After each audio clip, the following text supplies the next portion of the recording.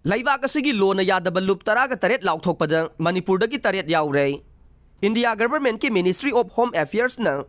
Unlawful Activities Prevention Act UAPA 1973 gi makada Lona Yadaba Lup Taraga Taret Laothokpada, Manipur Khakta Dagi Taret Yauduna, Leibak Asigi State Singi Manung the Lona Yadaba Lup, Kwai Dagi Leiba State Way Day.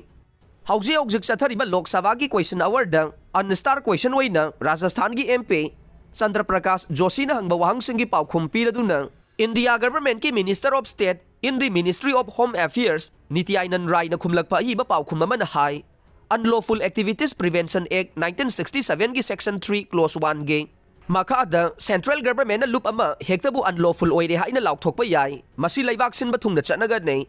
haujik fawgi oina UAPA gi makada India Government na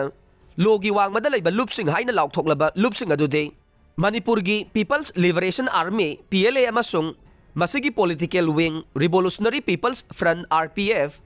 United Liberation Front ULF amasung masigi Lanmi Sanglup Manipur People's Army MPA People's Revolutionary Party of Leibak Prepak amasung masigi Lanmi Sanglup Red Army Leibak Communist Party KCP amasung masigi Lanmi Sanglup Red Army Yawol Kanbalup KYKL Coordination Committee Korkom amasung